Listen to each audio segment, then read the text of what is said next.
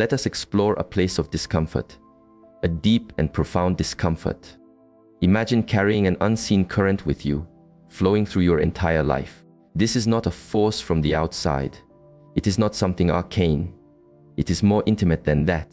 It is a part of your inner world that moves with your breath, often mistaken for your very self.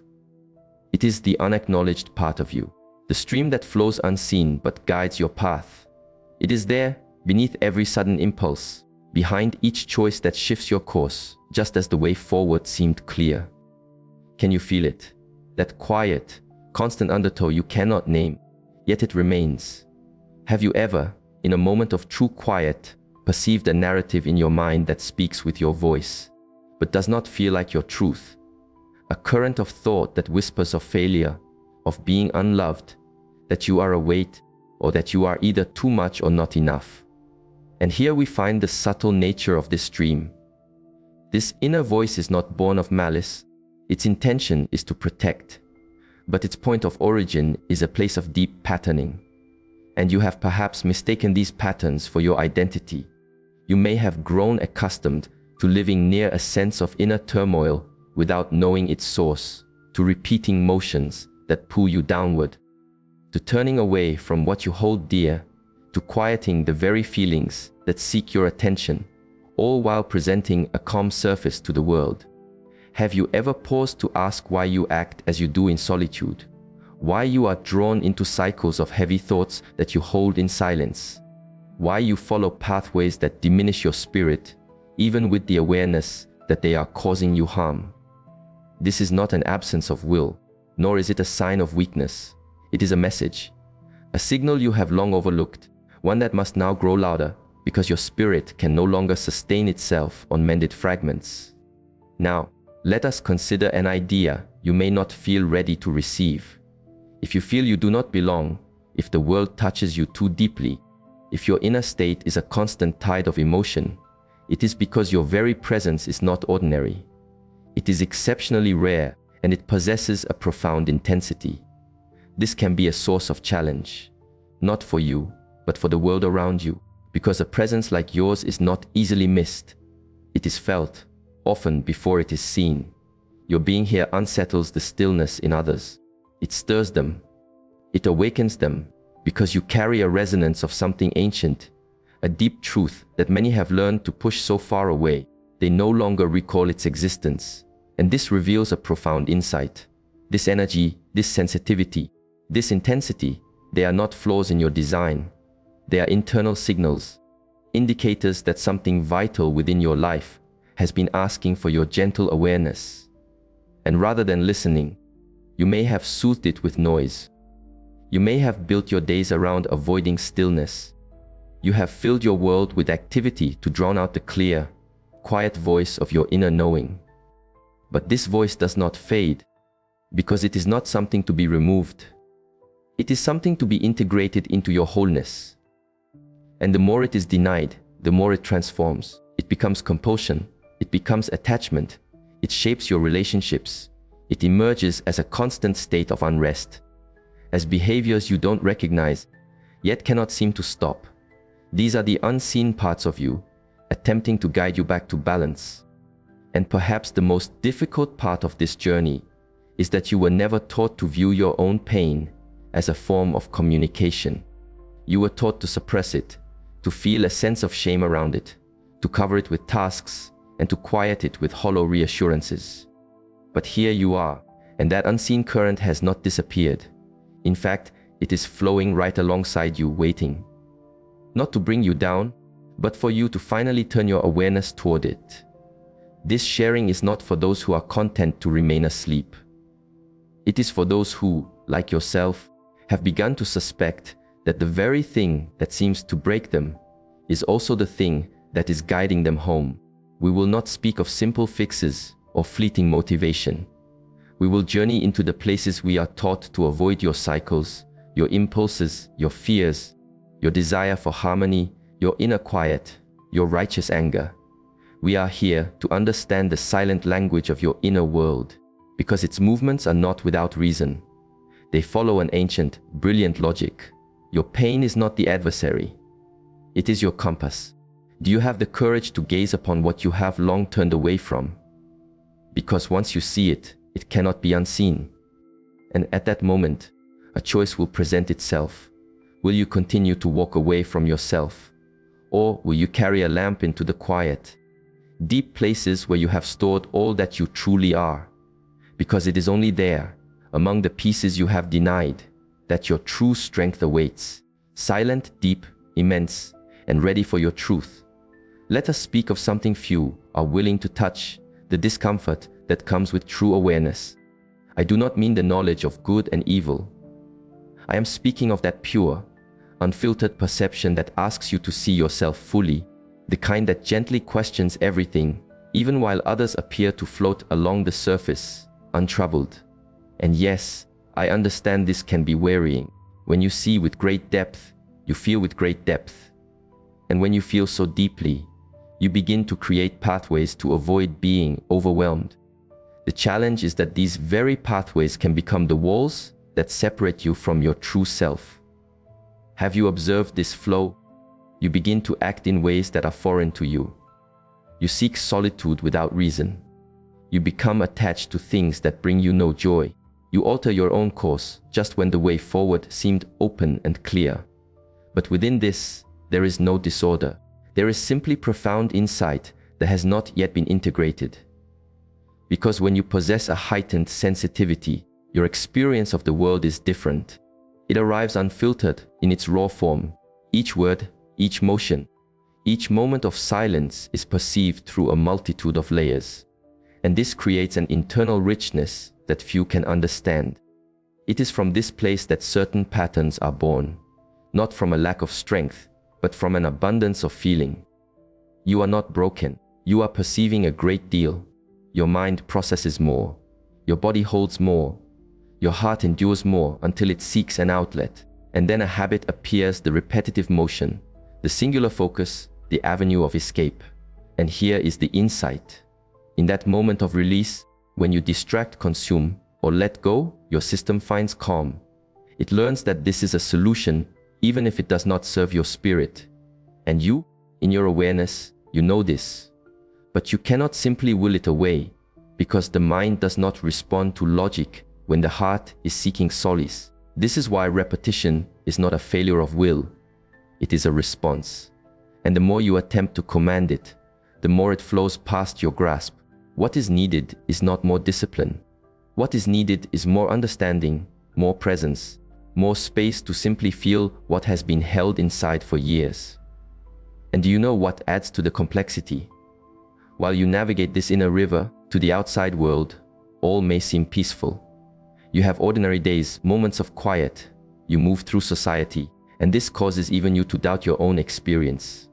Am I making this too much? Am I too dramatic? Why does everything affect me so? If my life appears to be without great trouble, this is a subtle trap. The self-doubt you build when you begin to mistrust the wisdom of your own pain. But pain does not require your permission or your justification to exist. It simply is, and that is enough. Now listen with care, because this is important. The deeper your capacity for emotional perception, the more refined your methods of hiding from yourself can become. It is no longer about visible excess. Sometimes it is enough to fill your days with being busy, to care for all others before yourself, to analyze every feeling until it becomes a theory, to say, I have worked on that, when in truth you have only covered it with concepts. The way you seek escape may be more elegant now, but it leads you just as far from your own shore. And here we arrive at the most profound realization. The unseen parts of you are not only made of what you dislike, they are also formed from all that you do not yet permit yourself to need, of the desires you have judged, of the anger you have veiled in calm, of the deep human need to be seen, loved, and valued that you have learned to deny in order to appear self-sufficient. And the more you turn away from these needs, the stronger the unconscious current to fulfill them becomes. It is not that you lack control, but that you lack permission. Permission to feel without a filter, to be angry without blame, to weep without explanation, to say, I am in need, without shame. Most of your patterns do not exist from an addiction to pleasure. They exist from an emotional hunger, from unheard needs, from old wounds that remain open beneath the surface, even after many years. Do you wish to know why it is so difficult to change the course of a river? Because the old path, even if it is destructive, is also familiar. It is known, its flow is predictable, whereas wellness, stillness, true connection can feel foreign, uncomfortable, even suspect. This is why, when things in your life begin to flow with ease, you may disrupt them. Not because you are foolish, and not because you are undeserving, but because the inner system you have trained for years understands what is familiar as safe. And for you, safety may have been built within turmoil. Ease can feel dangerous. It leaves you open. It makes you feel vulnerable. You have not yet learned how to simply be with peace. And this is the very heart of the matter. Your inner system does not seek happiness. It seeks familiarity. And if its sense of safety was forged in chaos, then that is the state you will return to again and again. That is why letting go is a challenge. It is why you repeat connections with those who do not nourish you. It is why you depend on things you wish to be free from, because your body has learned that what is familiar is safe, even if it causes pain. So this is not a matter of willpower. It is a matter of deep, gentle reprogramming of your inner world. And that change does not happen through force. It happens when you begin to honestly and gently observe all that you have avoided. When you start to build inner spaces of quiet, where you can simply feel without hiding. When you stop trying to prove anything and begin to ask, what part of me wishes to be seen? What emotion am I turning away from? What impulse am I judging so strongly that I am unintentionally giving it strength? Your sensitivity, your intensity, your capacity to feel the world with such depth are not flaws in your design. They are the result of a mind that had to learn how to survive in a world that was not always gentle. And now, that same system is asking for something new, not to survive, but to heal, to integrate, to return to yourself without masks, without filters, without apology, with all the rawness, anger, tenderness, and chaos that this implies. Because in the end, the only truly transformative act is to dare to be yourself without an aesthetic. And that is the most difficult journey, but also the only one that can truly set you free. And just as you begin to understand that the key is not to eliminate your impulses, but to understand them, another truth may appear, one that can unsettle the ground beneath you. You are not only navigating your own currents, you are also carrying waters that are not yours, unseen inheritances of emotion, burdens that did not begin with you, but which may end with you, if you choose to do this work. Because, as challenging as it is to consider, many of the emotions that overwhelm you were not born from your story. They may have been born from the stories of your parents, your grandparents, your very roots. And this inheritance is stored not in your mind, but in your body. That feeling of unrest that appears without a clear cause. That profound sadness whose source you cannot trace. That sense of guilt you feel when you choose to care for yourself.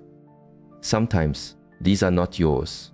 They are echoes of unspoken loyalties, learned without awareness, as if your body became a vessel for the unheard emotions of your lineage. They do not teach this in our schools. You do not read of this in books of simple guidance. But you carry it within you.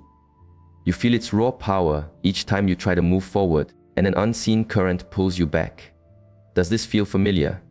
You decide to make a genuine change. You begin to care for yourself, to set clear boundaries, to say no. And suddenly, a feeling of deep wrongness arises, as if you are betraying a sacred promise, as if you are breaking a law you never agreed to. This is the memory held within the body. And it is not only from your personal history. It is held in the story of your family, in how they learned to endure, in how those you look to for guidance learned to repress, to silence, to bear their burdens quietly. You have inherited this way of being in the world. And now, when you try to walk a different path, your inner system senses it as a danger. It is here that many turn back, believing the pain means they are on the wrong path, when in truth, It means they are finally breaking free. Change, in its first moments, does not feel like freedom. It feels like a betrayal. You are breaking silent agreements that held a painful but familiar balance. This is why moving forward is uncomfortable. Not because you are wrong, but because you may be the first in your line to choose a new way. And this choice has a cost. You may feel alone. You may feel misunderstood. You may feel as if you are losing your mind. But this is not madness. It is a rupture. It is evolution. It is a deep cleansing of the emotional stream.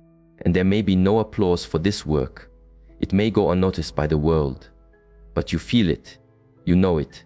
You experience it in your very being. So what can one do when the old structures begin to fall away? The first step is to understand this is not an ending. It is a beginning. It is the precise moment your sense of self begins to rebuild from a place of truth, from who you are, not from what you were taught to be. And here begins another equally vital process, rebuilding your relationship with yourself, but not from a superficial place based on what you achieve or what others think. I mean a deep inner respect, the kind that comes from knowing yourself fully and still choosing yourself. The kind that does not break when you fall. The kind that holds you when no one else is there. And here we come to a most interesting point. Most of us hold a self-image created from the reflections we saw in the eyes of others, our parents, our teachers, our partners. Over time, that image can become a cage because we begin to live our lives to maintain it, not from self-love, but from a fear of being rejected. And that is the next great journey, to let go of the reflection, to stop trying to be the person others expect, to begin being the person you truly need. This is not simple, for that image is often tied to your sense of worth. If you learn that you only matter when you care for others, when you stay silent, when you do not cause trouble, when you achieve, then every time you prioritize your own well-being, you will feel the pull of guilt. But that guilt is an illusion. You owe no one your authenticity. You are not here to maintain the emotional balance of others at the cost of your own. And if your presence, your energy, your intensity makes others uncomfortable, let it be so. You did not come to this life for the purpose of being comfortable. You came to awaken, to transform, to allow old cycles to complete themselves. Now, listen with your whole body, because this is for your nervous system. You do not need to be on alert all the time. You do not have to predict every possibility to avoid being hurt. You are no longer in that place of danger, but your body does not yet know this. That is why it responds as it does. That is why you may live with a constant tension in your muscles. It is why your sleep is not deep. It is why you eat without hunger or lose your appetite to anxiety, because your body learned that to be relaxed is to be vulnerable. And here lies the real work, to gently teach your system that it no longer needs to defend itself against the world. This is not achieved only through sitting in meditation, nor by speaking affirmations to a mirror. It is achieved through small, repeated acts of self-compassion, through clear boundaries, through moments of pause where you can silently tell yourself, I am safe. I do not have to run. I do not have to explain. I do not have to rescue anyone. And yes, at first, you will feel guilt and emptiness, perhaps even a deep sadness you cannot explain. But this does not mean you are doing it wrong. It means you are cleansing. You are letting go of layers you have carried since you were a child. You are releasing burdens that were never yours to hold. When you start to live from this space, something changes. Your impulses begin to quiet. Your compulsions dissolve, not because you fought them into submission, but because you no longer need them. You are no longer running away. You are inhabiting your own being. You are listening to yourself. You are acting from a place of connection, not from a place of emptiness. And this is the wisdom no one teaches. When you learn to truly be with yourself, many of your inner battles simply fade away. Your intensity does not disappear, but it transforms. It becomes the fire of creation, a sense of direction, a profound authenticity.